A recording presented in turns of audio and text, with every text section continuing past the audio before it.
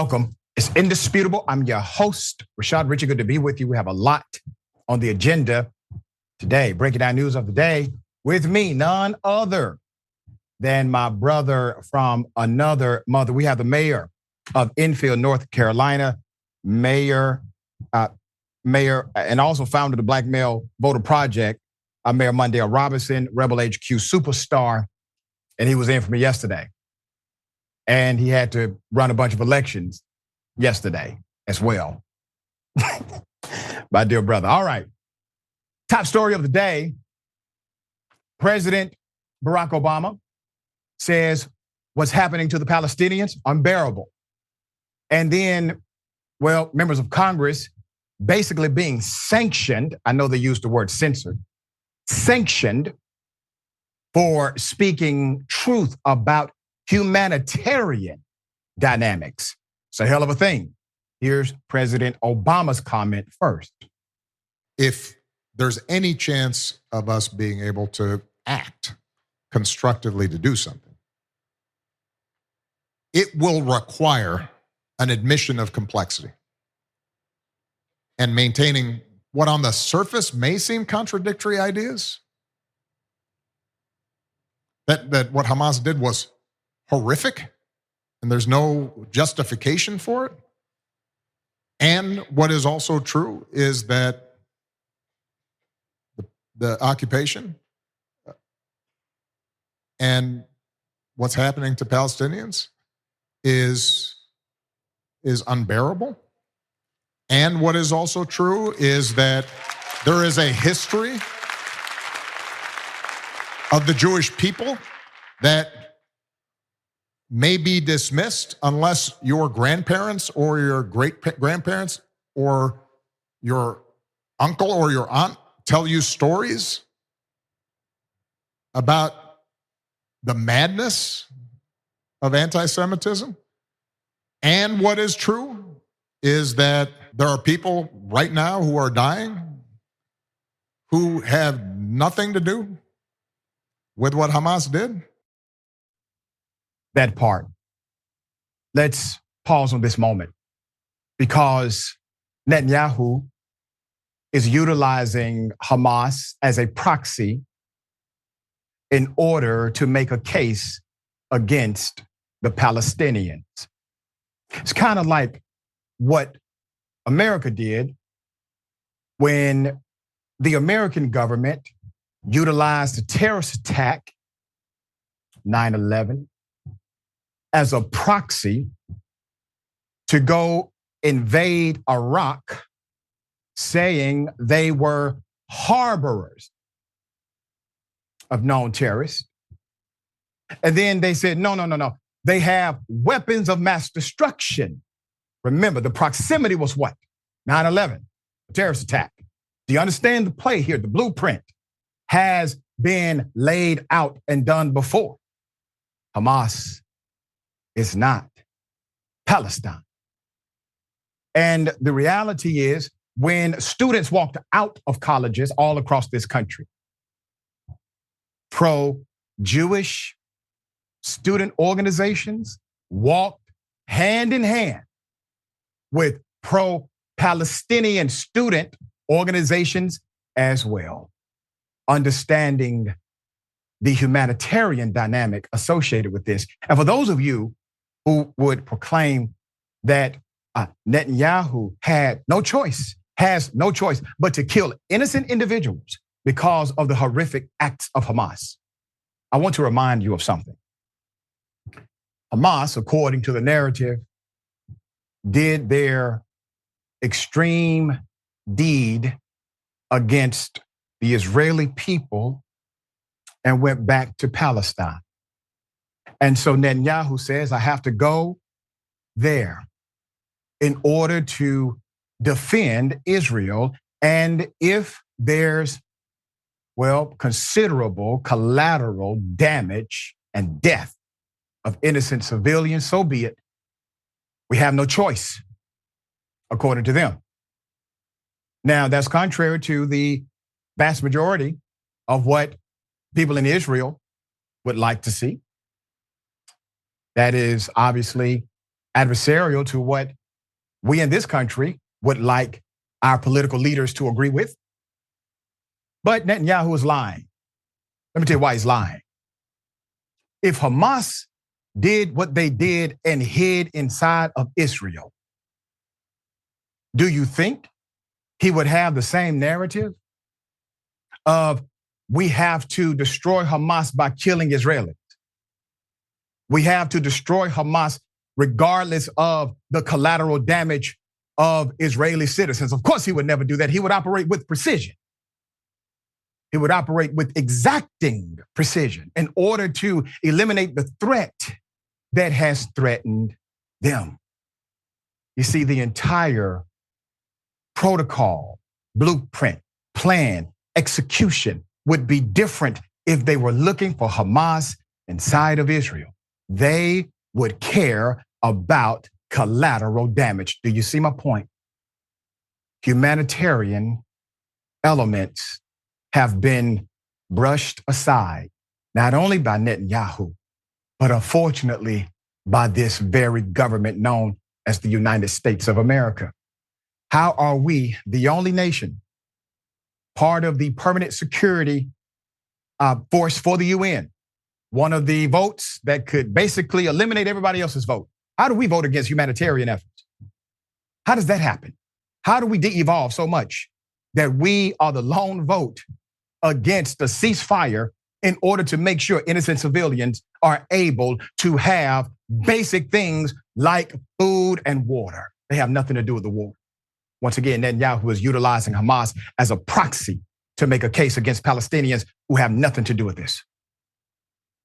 Hamas's October 7th killing spree in southern Israel was horrific and unjustifiable.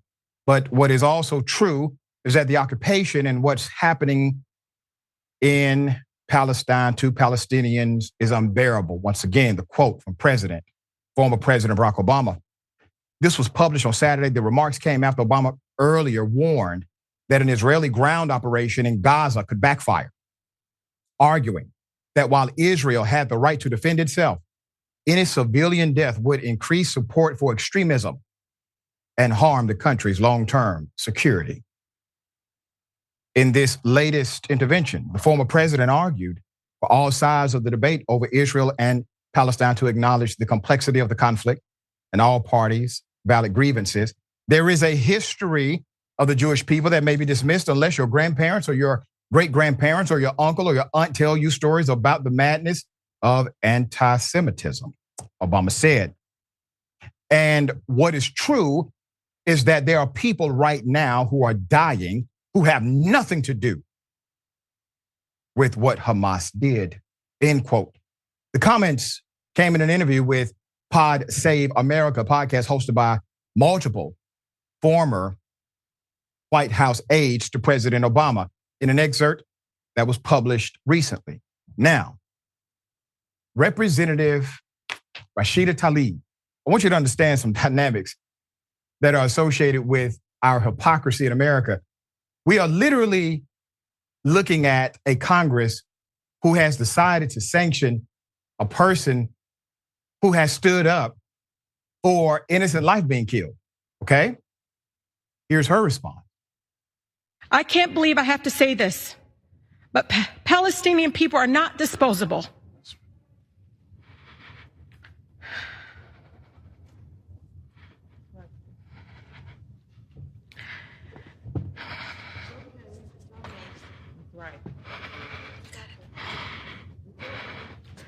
We are human beings, just like anyone else. My city, my grandmother, like all Palestinians, just wants to live her life with freedom and human dignity we all deserve. Speaking up to save lives, Mr. Chair, no matter faith, no matter ethnicity, should not be controversial in this chamber. The cries of the Palestinian and Israeli children sound no different to me. Why? What I don't understand is why the cries of Palestinians sound different to you all. 71% of Michigan Democrats support a ceasefire. So you can try to censure me, but you can't silence their voices. I urge my colleagues to join with the majority of Americans and support a ceasefire now to save as many lives as possible. President Biden must listen to and represent all of us, not just some of us. I urge the president to have the courage to call for a ceasefire and the end of killings. Biden is an institutionalist. He's not going to budge on this, in my opinion. Let's count the ways here. The representative is correct. I can't believe you have to say this either. Human life is human life. You know, I'm going to get criticized for this, and I'm fine with it. Just a few months ago, we were here, and I was talking about how Kanye lost his damn mind. I was talking about the white supremacists coming after Jewish individuals. I brought on a dear friend who happens to be a Jewish man to talk about it. And I stood against the hate that was verbally launched against Jewish people. Now I'm coming against the hate that is being launched against the Palestinian people, because I give a damn about the people. Now, Representative Omar had some words as well. Here's a reaction.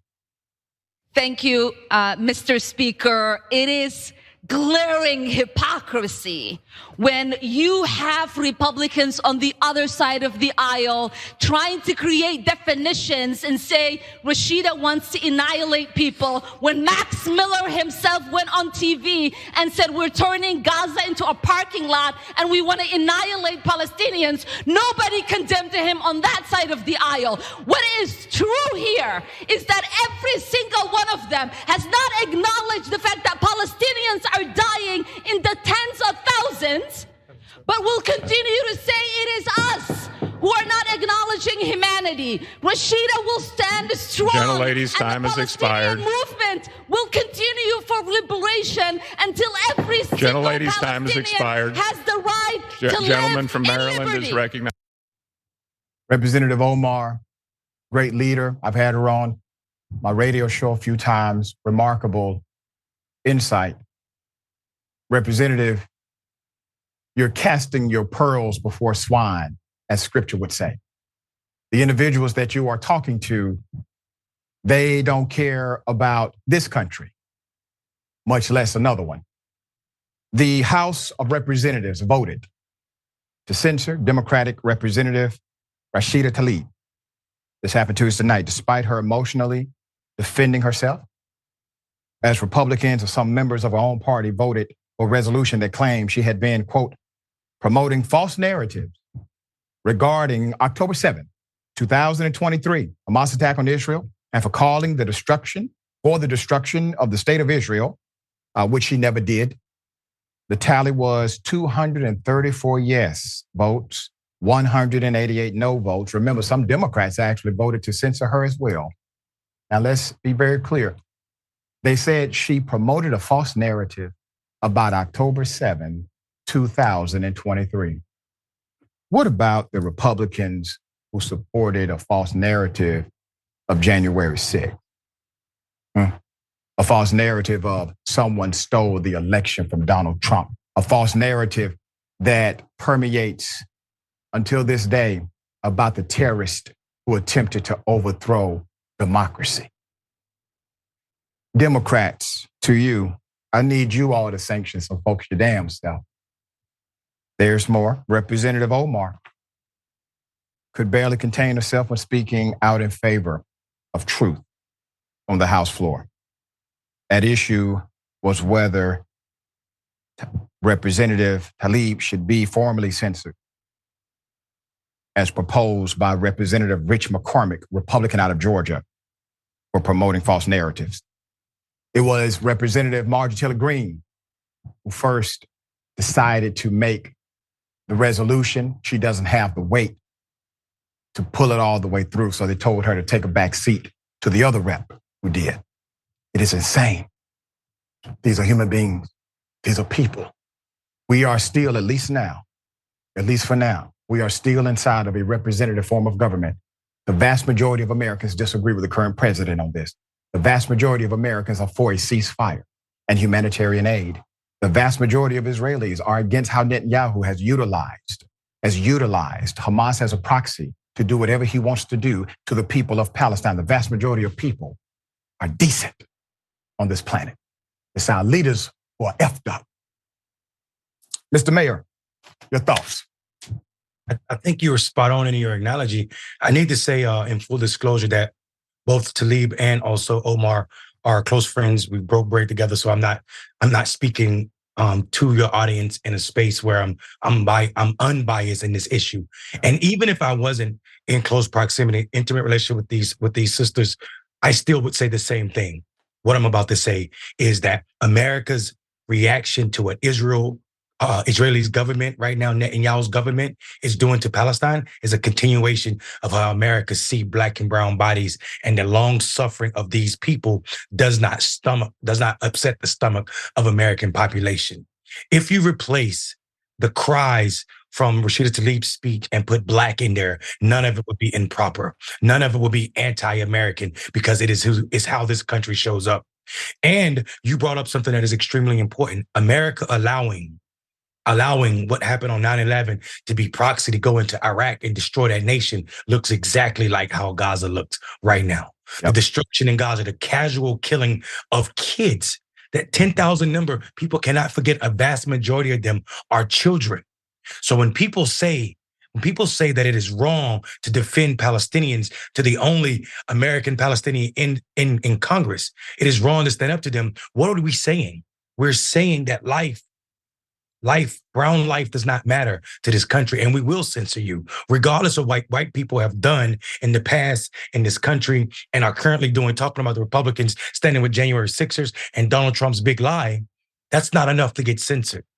But standing up against their interests or anything they believe they deem holy will get you censored in this manner. The good thing about it is censure in America is only based on if Rashida Tlaib's district is going to kick her out because this Congress, what's supposed to be a holy space, right? A sacred space has censored you. But everybody watching on knows there's no damn way we can call this Congress. This Congress has put us through what we've been through, holy, sacred, or anything other than corrupt. We're watching the end of America's democracy right now in real time. Damn near.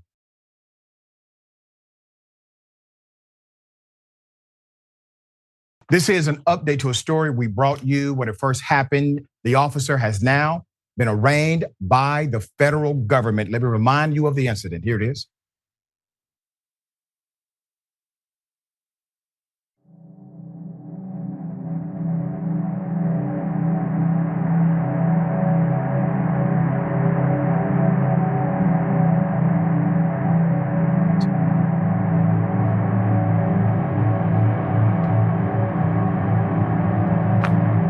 No provocation. There's no threat. And this is a skinny teenager and a cop who's out of control. Okay? He should have been arrested on spot.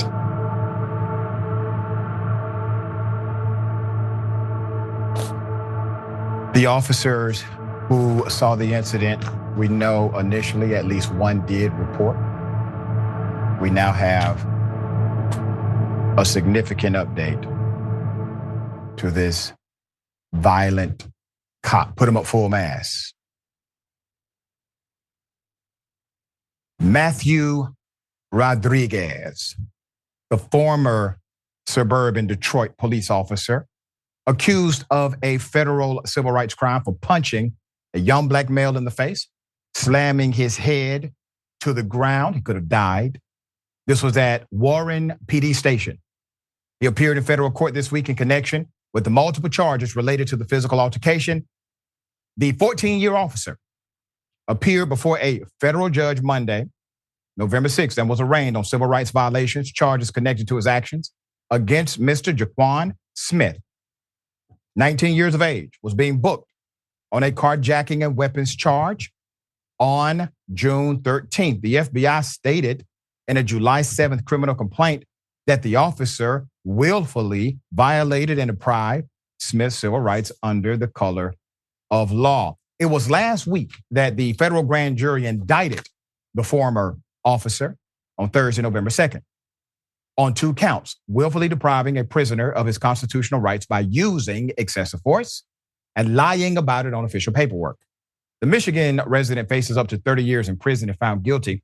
The federal case has subsumed a state case against Rodriguez. Local station WDIV reports. Okay, the incident was captured by the jail surveillance camera. So he did this. He knew what the camera was. He was comfortable doing it, and likely did not.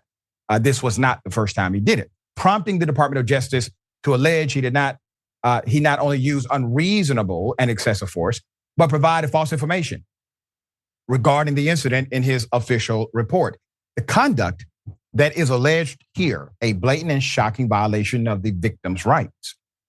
And then an effort by the former officer to lie about that cannot be ignored or go unchecked. U.S. Attorney for the Eastern District of Michigan, Don Eisen, said in a statement after the indictment was revealed. I want you to put it up. You see, authorities note the footage used as evidence has no audio, but it clearly shows the cop completely losing control, lunging at Mr. Smith. At one point, the cop grabs the young man by his hair, by his locks, slams him, this time with Smith's feet kicking forward in response to the injury.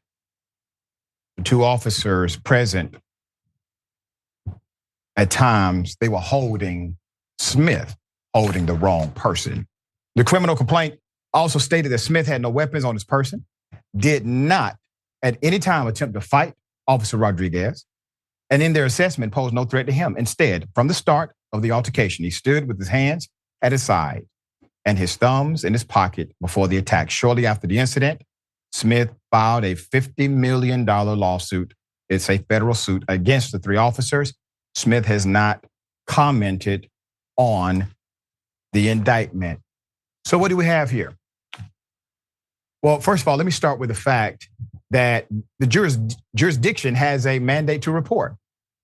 They have a mandate to report, okay? These mandates have no teeth if enforcement does not at least go toward those who fail to report, okay? Number one, you can't enforce that unless you make sure people who don't report are held completely accountable for not reporting.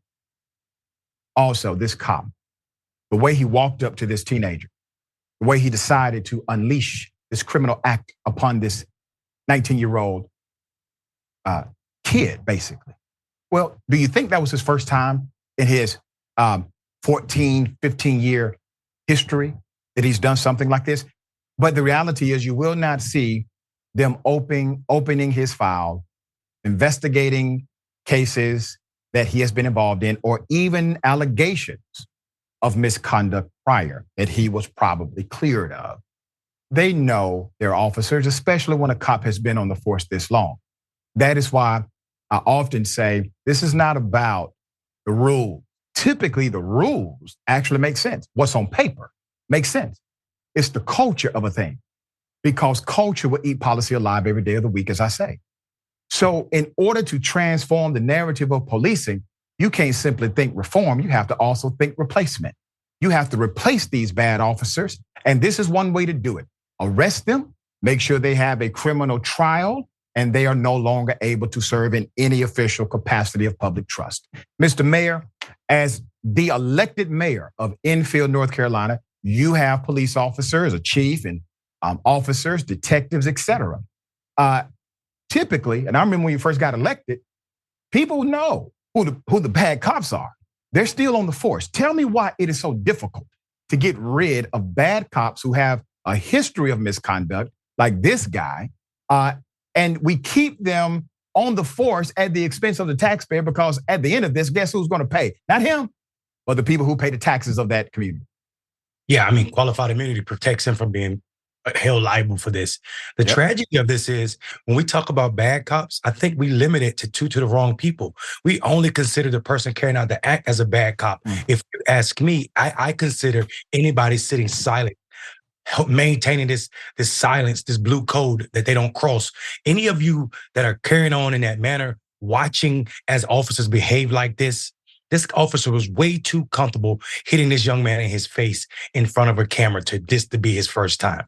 And his partner knew exactly what to do. Grab his feet, sit on his feet so he can't do anything except for beat. This is absolutely culture, as you said. And the culture of policing, not just in this department, but in this country, is telling us that if you are Black, you are not safe in the hands of police officers, because they're either going to be quiet while you get your brains beat out, or they're going to beat your brains out. And that's just the nature of it is. And if I was lying, Dr. Richey, it wouldn't be so that since George Floyd had been killed, more Black men are being killed by cops every year. Exactly. And that's the reason, one of the reasons we needed that George Floyd Policing and Accountability Act federally, so that we can have a glimpse into the actual record of police officers. Oversight has its own effect of remedy. Oversight has its own effect of remedy. All right, we'll bring you updates as that trial continues.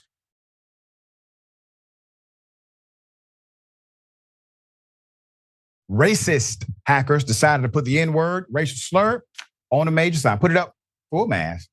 A lot of people saw this, obviously. The community did respond, according to local reporting by WRAL.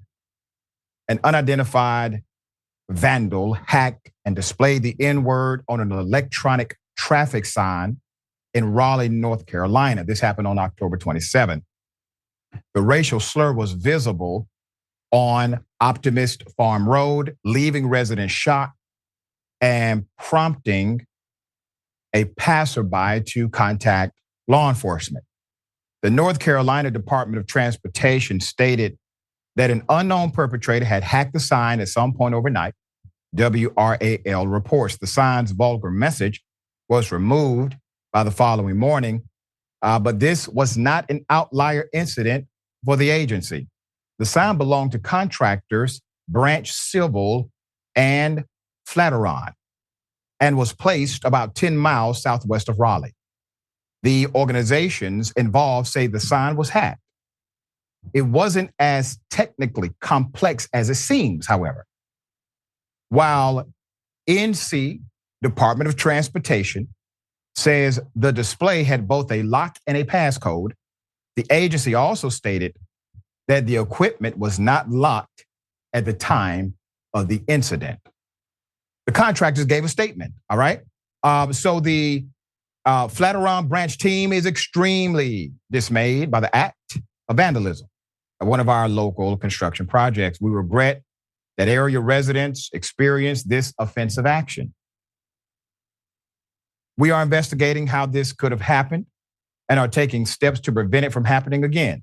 Each day, the people of Flatiron and Branch strive to build an inclusive culture and contribute to the well-being of the communities where we live and work. Well, how about you lock the damn device to make sure nobody can simply hack it easily without computer skills? There's more. Digital displays are relatively easy to interfere with for the dedicated vandal. Digital displays are becoming more prevalent than ever and are even being used as license plates.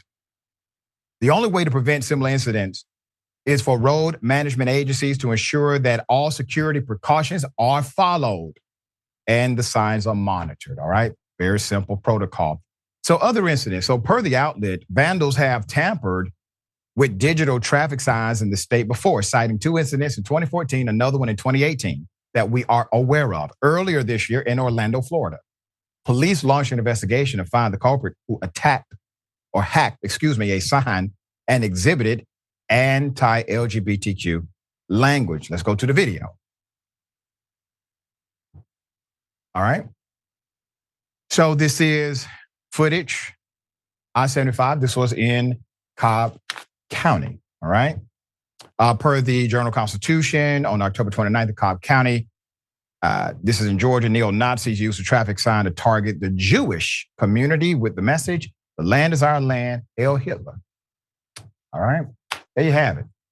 It seems as if, since one, this is well known with contractors. Now, contractors who operate these devices on behalf of city, county, and state governments, they know this can happen. That would mean, since you know this happens in your industry, to protect your devices from it happening. Because at some point, when is it an accident or mistake? And when does it turn into willful negligence? All right, dear brother, thoughts? Dr. Richey, I need authorities to be investigating this. This is 30 minutes from my house. We know the North Carolina Klan, the largest branch of the Klan, chapter of the Klan, the Loyal White Knights, who are targeting me. Also leaflet yards right around these communities. And I also think it's got to be a real talk about the chances of all of this coming into place. Some racist person willing to hack a system, know how to hack a system, and also find the one system that's unlocked to put the word up there. Something tells me there's something deeper brewing here. How and who said, hey, we're going to leave this sign open tonight and nobody's going to get in trouble because we could just say the sign wasn't locked on this very evening, the evening you choose to be racist. I just think I'm too aware of what it means to be Black in America to think that racism like this happens by mistake.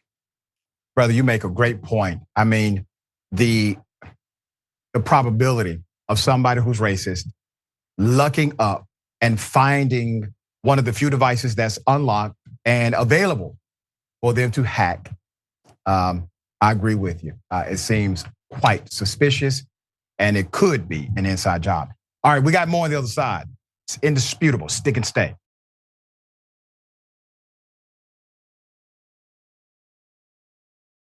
All right, welcome back. We got a lot of show left. Let me read some of these amazing comments.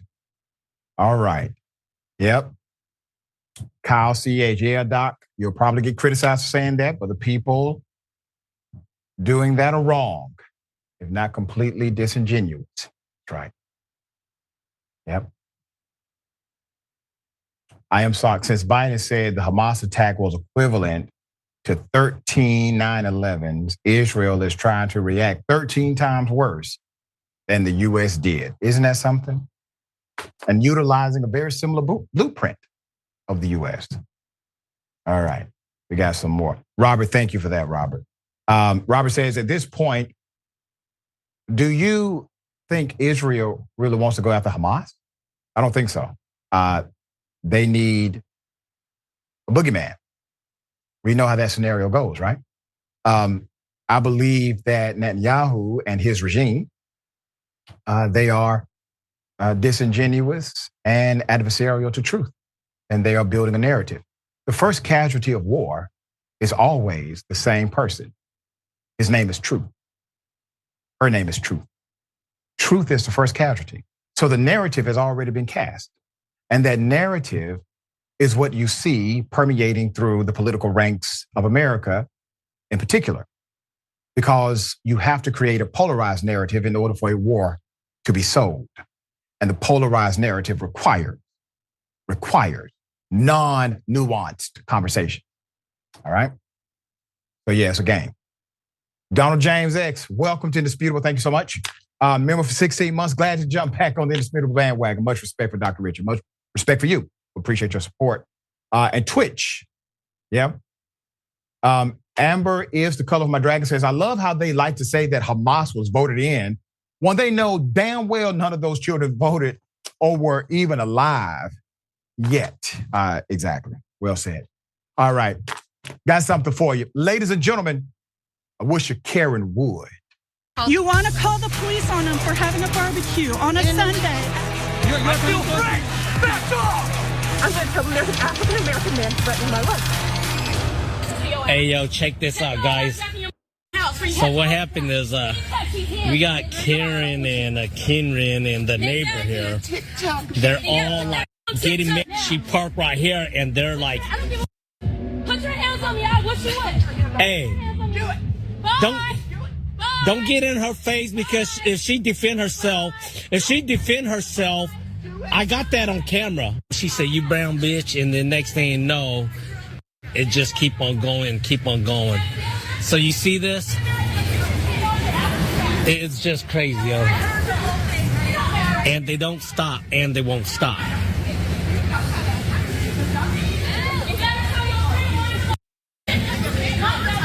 Yeah. Him and her.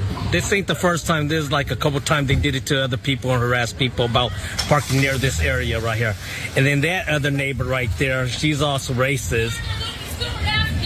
And she lived down the street, and it got nothing to do with her. And she came out and just started cursing, so. Put up the picture, full mass. You see, many Karens have this problem. They believe that public property, we've been here before. We've seen Karens react this way about a parking spot on property they do not own. They tend to believe that where you park, if it is in proximity to where they want to park, or perhaps are accustomed to parking, that it is somehow a violation. It is not. I'm doing this as a PSA to all Karens around the world. Typically, there's a phone number you can call. It's called your city government. That's why we have a mayor, an elected mayor on the show right now. I'm sure he gets his fair share of Karen calls. But at least you're calling an authority that could do something if they chose to. But as far as going after people because they are parking a car in proximity of where you don't want cars parked, that's a no-no. All right, Mr. Mayor, you know, sometimes, dear brother, I think about your executive leadership position, sir. And I say, you know, he has to deal with a lot of different personalities. And I'm sure you have come across people that make a very big deal out of something seemingly small and something they really don't have the authority to enforce. How do you handle that as an executive leader? How would you handle something like this, the Karen that believes she owns the street? Yeah, I mean, like there are no parking spots. Because someone parks in front of your house on a public street does not automatically means that's your parking space. I'm looking in the video for any marking. There are no markings. And then to see her walking diagonally means this is not even your house. No policy can fix this. This is whiteness. This can't be legislated out. This woman needs to understand that. I would say, as an executive of a city, never approach anyone. Never approach anyone about anything, because vigilante justice sounds good on a Marvel movie or a Batman show. But in real life, that can wind up with someone getting really hurt and injured. And a lot of the times hurt. I think to me, this is just listening to the other neighbor who was recorded saying this, she has a habit of this. This is just someone who believes that her neighborhood shouldn't have certain people in there. And I don't have to get fancy for people to understand what I'm saying. Yeah, there you go.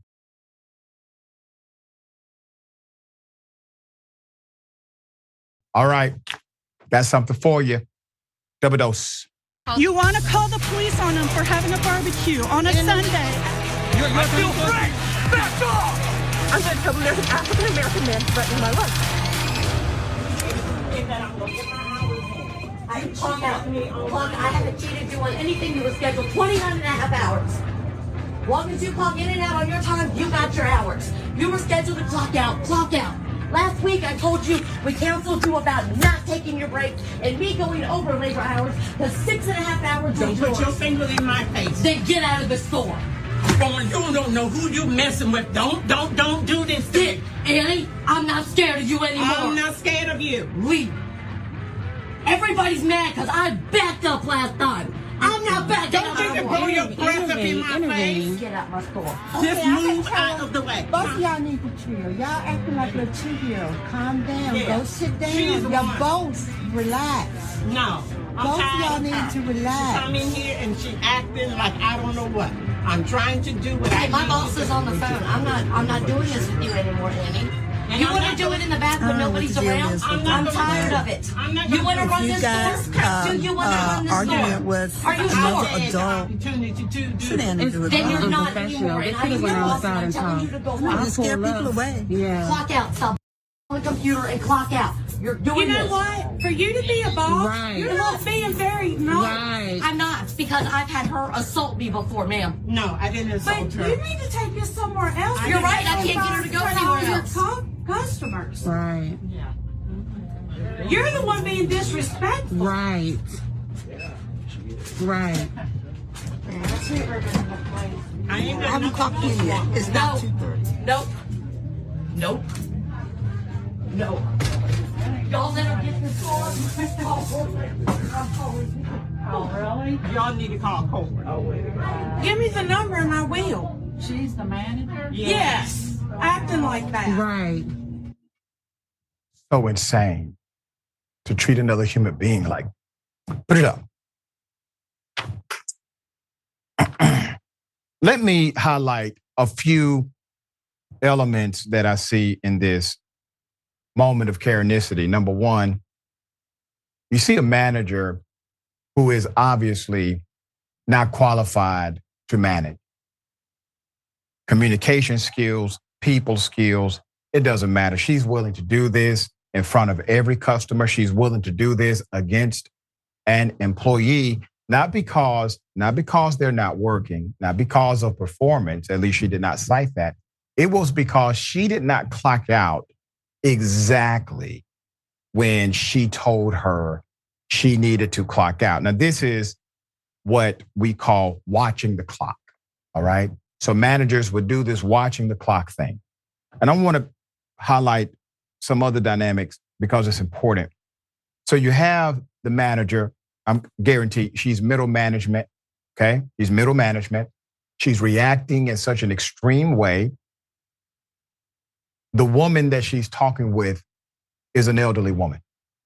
This woman should not have to, she shouldn't even have to work. Number one, she should not be working or have to. But she's in that position.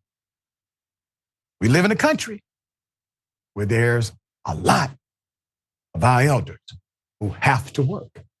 You go to work to get cursed out by your manager because your manager is watching the clock, okay? Because they don't want you, the manager, to go beyond your part-time hours. So they worked you right into your part-time hours so that they can go back to the second layer of middle management and say, hey, boss, look what I did. I kept all of the hours within one framework that you told me that I must keep them. And we still got the job done pretty much, okay? This is all about how the upper level middle management will respond to her management. Let me tell you something. While you're cursing out an elderly Black woman, you've now been blasted on national media because of it. You know who's sitting back getting none of this action? The corporation and the country that put you in the middle of it. Do you understand? You're upset at the wrong person. And because of that, because of your lack of willingness to engage thoughtfully about the situation that you're in and the situation that she's in, now look at you. All right, Mr. Mayor, did I get that wrong? Man, you hit it. Listen, spot on. And I would just like to add that this is all about, people want to know the problem with capitalism. Here's a video of everything wrong with it. This idea that we need to work and monitor, watch over, oversee people doing the labor to ensure that we can bonus, we being middle management, upper level. This is about, if you don't get those hours, if you don't control your hours, you won't bonus. You're out of whack. This is absolutely disgusting. Get as much as you can out of these people. She said, I told you don't take a break. I told you go home, get out of my store. None of that is correct. It's not your store. Right. This idea that you've made yourself one with this entity that could care less about you. And what they're about to do right now, that you're going viral, they're gonna down you. They're gonna disown you. Yep. You're gonna be without a job. The tragic part of it is she shouldn't be out of a job by herself, because what that Karen said was, my boss is on the phone with me right now. That means that boss, whoever it is, allowed her to walk through this entire store screaming at this other employee. Also, she said, I'm not afraid of you anymore. They were mad at me when I bagged down the last time. Sounds like an HR problem to me. You are out here talking about somebody's personnel problems with other people not involved with the case. Yep. All of this sounds like lawsuits, just the EEOCs claiming and piling up on top of each other. The lack of management, all of this stress, like you said, which should be aimed at capitalism and this corporation. Instead, you're taking that on your hourly employees, probably making minimum wage or something close to it. You can't tell a difference. It's definitely not a livable wage, and it's causing you this unnecessary stress where you show that you're not management. You shouldn't even be managing yourself if this is how you carry yourself. Yeah, well said. Well said. All right, we got more on the other side. It's indisputable. Stick and stay.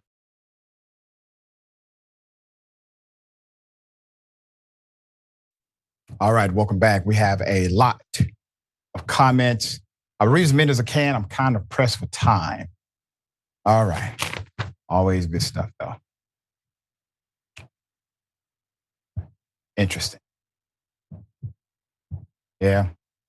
Lynn says, I'm so pleased that I have friendly neighbors. Count yourself among the blessed in this world. All right. Lynn says, anti-Karen aisle too. Mo Fury. That store needs to rethink its management training practices and its employee dress code. What is the shade of pink? Electrocuted flamingo? Question mark. I wasn't going to say anything about it. I saw it though. Let's put his picture up full match. Remember the cop, we reported on him from day one, all right? When I first started Indisputable, we locked in on this character, said he was a bad actor, a bad detective, had a string of horrible incidents in his background. Finally, he did get arrested, and now he's being sued by the women he violated. So a group of black women are suing Roger Golubski, the disgraced ex-Kansas City detective accused of sexually exploiting them and leaving them in fear of their lives and livelihood for years. As a matter of fact, he retaliated against one by locking the son up when she would not do for him. Okay? He retaliated against them. In the legal document obtained by Atlanta Black Star, the detective, former detective, retired in 2010, the United Government of Wyandotte County and the city, among others, are listed as defendants. It alleges that the United Government gave its law enforcement personified by Detective Roger Golubski permission to terrorize. We said that as well. They did. They protected him. Abuse and violate its black citizens. They kept giving this guy awards and promotions. As a matter of fact, one woman said, this man did this evil thing to me, and all of a sudden, I see him on the local news getting a promotion. He didn't get the promotion because they were not aware he was corrupt. He got the promotion because of the corruption. You got to understand the culture. You don't get promoted in a culture when you are corrupt unless the culture is corrupt as well. All right? You're not the friction person. You are sliding along the cultural lines. Golubski, who worked for the department for 35 years, is facing 6 counts of deprivation of civil rights, according to KSHB. The 70-year-old was arrested at his home last September. He pleaded not guilty. He remained under the radar until Jay-Z's social justice organization, Team Rock, placed an ad in the Washington Post, October 2021, calling for the U.S. Attorney's Office to take action against the corruption in the police department at large. Allegations against him that were committed in, quote, police hunting grounds, that's what they called them, are outlined in the 163-page lawsuit based on accounts from plaintiffs Michelle Hooks, Ophelia Williams, Rochelle Miller, and Nico Quinn, and Sandra Newsom. For instance, the lawsuit goes in depth about the night Detective Golubski allegedly sexually violated Ms. Hook. in September. This was back in 1992. He threatened to put a case on her brother. This was a tactic of his. He threatened to put a case on her brother if she told anyone what happened, leaving her terrified and silent for decades. According to the lawsuit, Detective Golubsky and other defendants allegedly aided in the cover-up of a 1994 double murder, which includes the death of Newsom's son, Danielle Quinn. The former cop framed an innocent man, identified as Lamont McIntyre, for doing it. He is also accused of sexually harassing Newsom during the exact same time. There's more. McIntyre was pinned for 2 murders at 17 years old after his mother rejected sexual advances from the detective. After 23 years behind bars, he was exonerated completely and received $12.5 million in a settlement after initially seeking $93 million in damages. Talk about the devil, Detective Golubsky. Plaintiff Quinn also has a connection to the case. She is the cousin, of Newsom's son and was present during the double murder. However, according to the lawsuit, the defendants forced her to blame and identify McIntyre as a suspect. When Quinn was called to meet with Detective Golubsky, similarly to other victims, he threatened her by stating he would take her children away from her. The lawsuit also accuses him of assaulting and stalking her for damn near 20 years. He continued to receive promotions. In Williams' case, Golubsky allegedly used his authority to repeatedly sexually violate Williams following the arrest of her sons. Per the court documents, like Newsom, he targeted her twins for a murder they were not associated with as a cover-up. They were 14 at the time. There's more. Williams remained afraid that Golubsky would shoot and kill her if she spoke out or told anyone about his conduct. The lawsuit stated, even after her sons were sent to prison, Williams remained afraid that Detective Golubsky knew people in prison and could have her sons hurt. This fear continued to today. In 2002, Miller was strong-armed into a 19-hour interrogation about her father's death and allegedly sexually assaulted by 2 other defendants named in the lawsuit, identified as detectives Michael Keel and Clayton Bye. She was also forced to view her father's unrecognizable charred corpse and asked by detectives if she had a sexual relationship with him, according to the filing. Talk about sick SOBs. When we first covered this, we stayed on it until he got arrested, I don't give a damn that he's 70 years old. He didn't give a damn about children. He didn't give a damn about anyone in front of him. I said the first day, second day, third day we covered this, he's not doing this alone.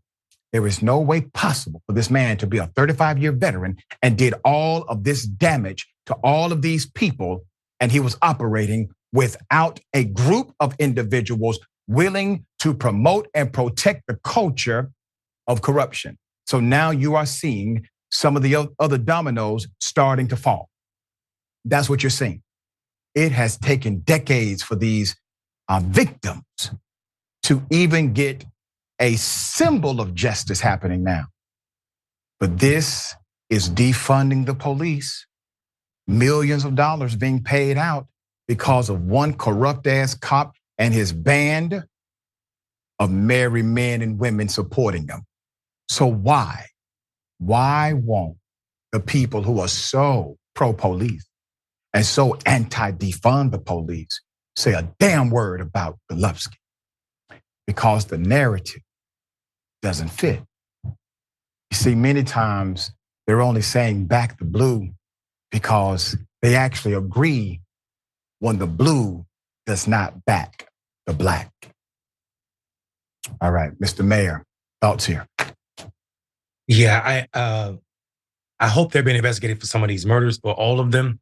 Yeah. The DNA needs to be questioned. What is the evidence that you had against these people's kids? And I also want America to think long and hard. What's the difference between this behavior and slave masters raping Black women back in the day? What's the difference in showing people their dead family members' bodies charred than hanging people from trees in public towns throughout the South? This policing in this manner is modern day Jim Crow, and we can't even get away from it. We can't pretend anymore. This is listening to this story, hearing this story, feeling this story is bothersome that we call this policing in this country. Right, well said. And he was still able to retire. And then he was arrested years later.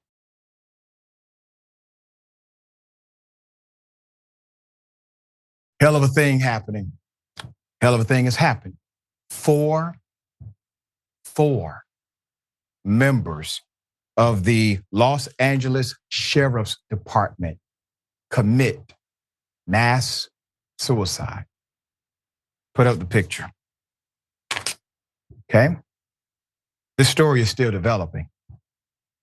To be specific, one retired employee, 3 current members of the Los Angeles County Sheriff's Department took their own lives within a 24-hour period starting on Monday.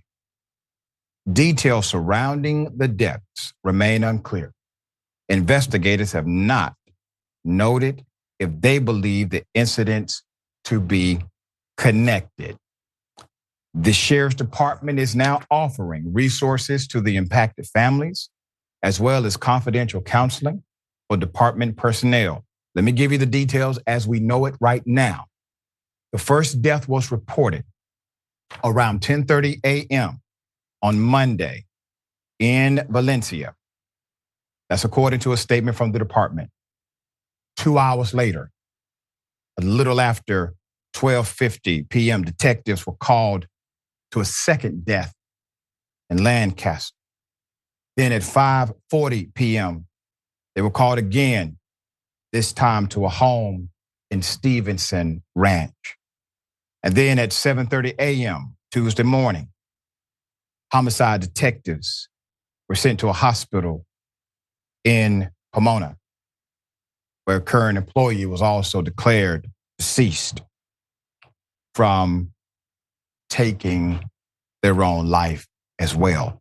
Put up the sheriff. Robert Luna, here's the sheriff, issued a statement on the deaths. Quote, our LASD family has experienced a significant amount of loss and tragedies this year.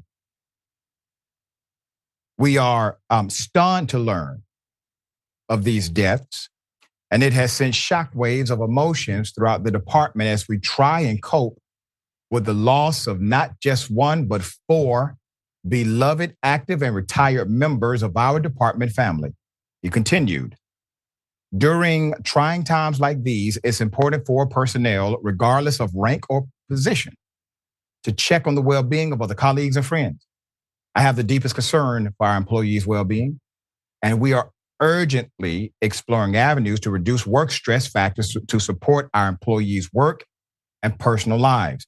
So rates of first responders at risk. So many studies have actually shown that some of the highest suicide rates in all professions are among first responders. That's according to the FBI. 32 law enforcement officers died by suicide and 9 attempted in the past year. Of the 32, the FBI reported 26% were actually experiencing relationship problems.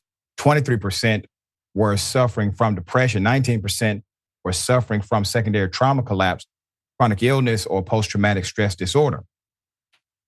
The LA Sheriff's Department, so the context here does matter. So while I can cite general statistics about first responders and stresses of the job, because remember, first responders also include who? People that come to your house to save your life, like in an ambulance, all right? It's a stressful job.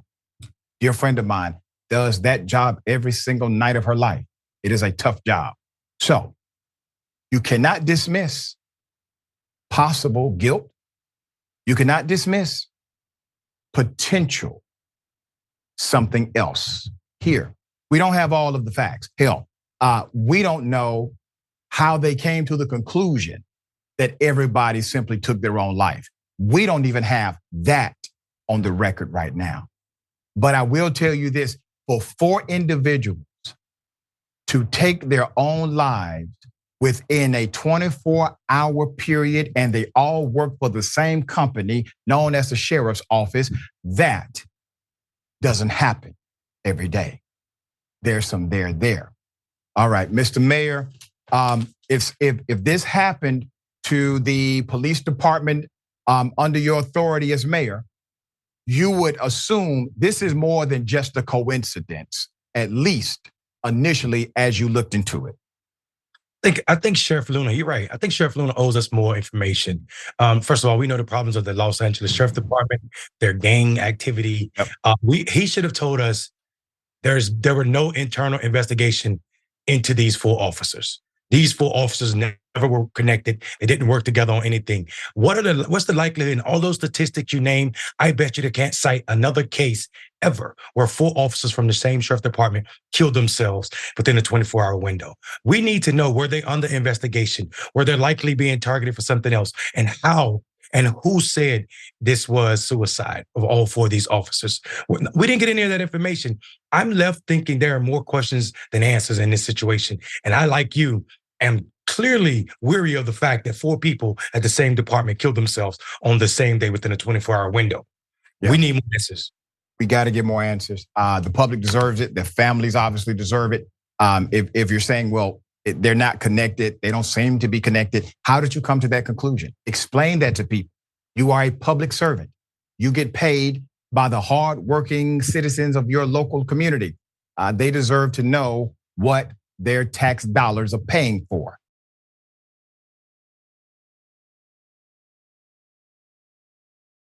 Dr. Yusef Salaam, Central Park 5 Victor. He's a dear friend of mine. I've interviewed him multiple times. When he comes to Atlanta, we try to make sure we connect, but he has won his election. We talked about him running before, winning his primary. Let's put him up full mast, man. Very proud of him. Very proud of him. Exonerated Central Park 5 member Dr. Yusef Salaam won a seat Tuesday on the New York City Council, completing a stunning reversal of fortune decades after he was wrongly imprisoned in an infamous rape case. Dr. Salaam, a Democrat, will represent a central Harlem district on the city council. Having run unopposed for the seat in one of many local elections held across New York State Tuesday, he won his primary election in the landslide. We covered that right here. The victory comes more than 2 decades after DNA evidence was used to overturn the convictions of Salaam and 4 other Black and Latino men in the 1989 rape and beating of a white jogger in Central Park. Dr. Salaam was arrested at the age of 15 and imprisoned for almost 7 years. For me, this means that we can really become our ancestors' wildest dreams, Dr. Salaam said in an interview before the election. And I will say this, there's an interview where I sit down with Dr. Salaam. It's on YouTube through Beulah Heights University. And I did a lecture series where instead of lecturing, we would bring in leaders and we would talk to these leaders. So college students all in front of us. And Dr. Salaam talked about the moment of incarceration. He talked about how he just knew that at some point somebody was going to say, hey, you know what? We have the wrong people. And he kept waiting for that moment. That moment did not happen to many, many years later. And in the midst of that, you have powerful people like Donald Trump putting up billboards against them, right? Basically calling for the execution, not even apologizing when the DNA evidence shows they never did a damn thing to anyone. They were innocent the entire time. But the irony, Dr. Yusef Salaam, exonerated, now a member of the New York City Council, an elected leader, and the man who wanted him to die for crimes he never did. Well, he becomes president, and now he has damn near 100 indictments on him for things he did. When I talked to Dr. Salaam about how did it make him feel when Trump became president, you have to hear his response.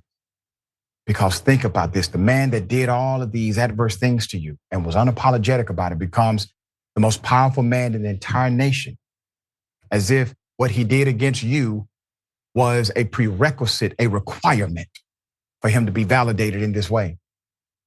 So now, our dear brother's where he's at. Dr. Salaam says something that I repeat often. He says, nothing happens to you. Everything happens for you. Here's some of what he said. I don't mean to walk you through the painful time in your life, but I think it's instructive to where you're coming from as you run for office. And can you just speak to what it was like to be sitting in prison for something you absolutely knew you did not do? You know, the biggest challenge of being in prison for a crime you didn't commit is that you constantly have thoughts. Well, maybe I should just become this. You know, maybe I should turn into the monster that they're talking about. And of course, the challenge is you're the ingredient that they're trying to get to accept a definition of yourself that you weren't born with. You were born on purpose and with a purpose. And you have to constantly remind yourself every single day. You know, the greats have said things like, if you can't see it, you can't be it. And so in your mind's eye, you have to hold the most positive of thoughts so that wherever your mind goes, your body follows.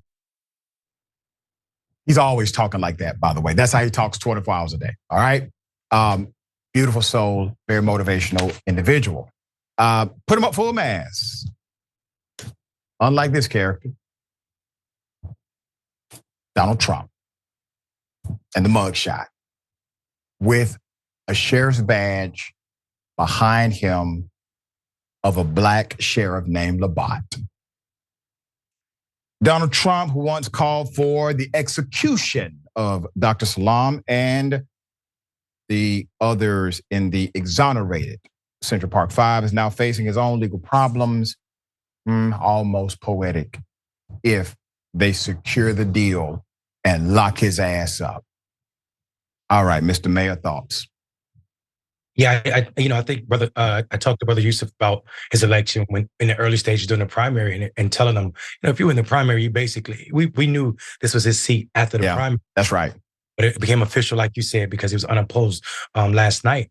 But what I was telling that brother is this is the beyond our ancestors' wildest dreams or things they couldn't even imagine. This is also a love letter to all black men who have suffered at the hands of the so-called justice system in this country about what's possible when you continue to put one foot forward in front of the other.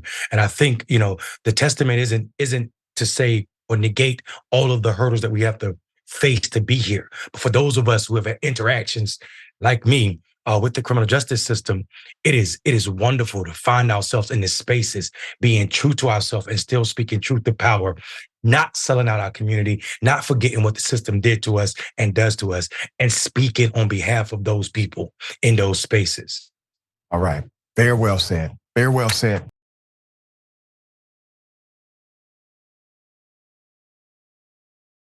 All right. A hotel worker dismisses the nasty of the nasty. Here it is.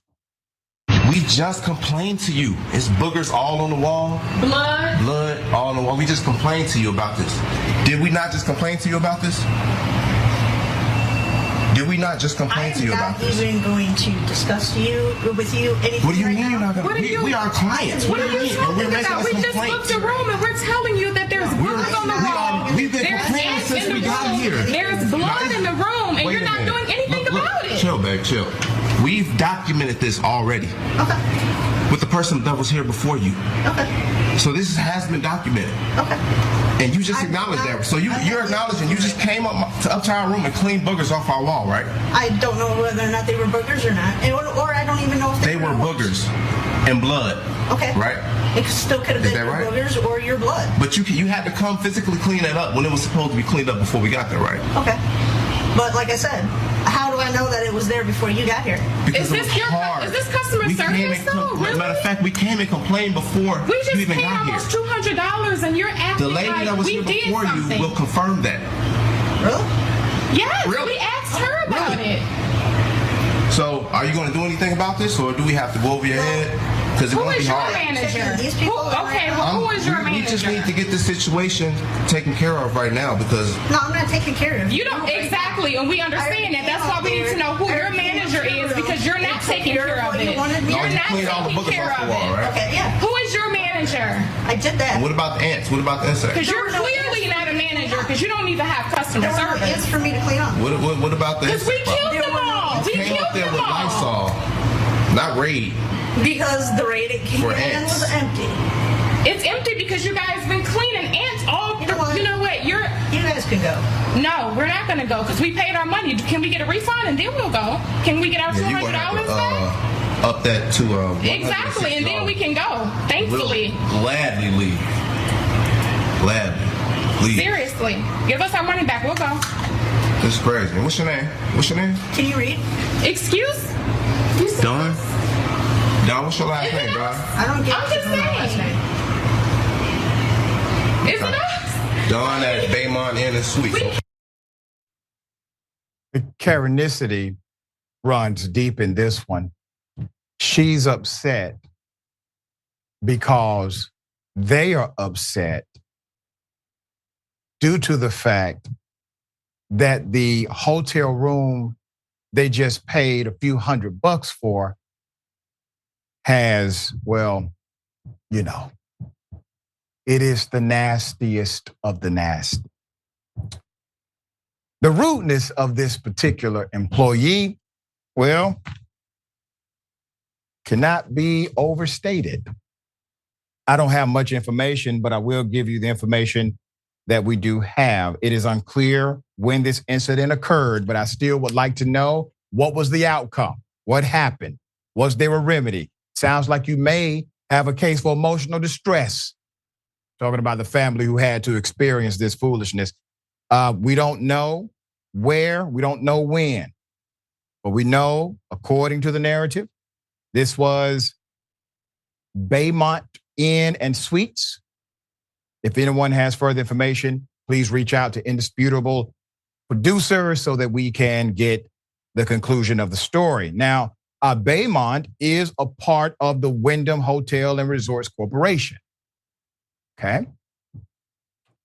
Do you remember there's another hotel under that umbrella, another hotel, Wyndham Grand Hotel and Spa in Colorado Springs. We talked about it here.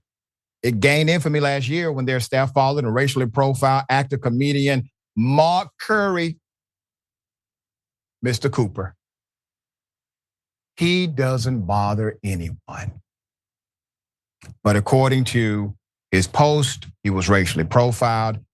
This is the CEO of Wyndham Hotels and Resorts, President CEO, Jeff Bellotti. Hey, Jeff. It's me again. All right, Mr. Mayor. Sir, it was so extreme, dear brother. When I initially saw this, I said, this has to be a skit. Blood, come on, man. I don't even want to say it on TV. All right, your thoughts, brother. Man, I don't have any. I can't believe. I couldn't believe this. When you said a skit, that's perfect. This sounds like something straight from Saturday Night Live. Ain't no way she sat there and acted as if they wasn't talking about body fluids of this nature, of this magnitude. The fact that she said, I don't know if you did it or if they were there before you got there. What world are we living in where people sit in front of a desk? And I would have been embarrassed. If I was the customers about to check in, I probably would say, let me get my ID and credit card back because I don't need to be here. Just watching that incident was enough. That was disgusting to the next level. And like you said, the careness of her behavior and the way she just dismissed this was unbelievable to me. She needs to be unemployed for sure. And I hate this. I mean, her response was just so extreme.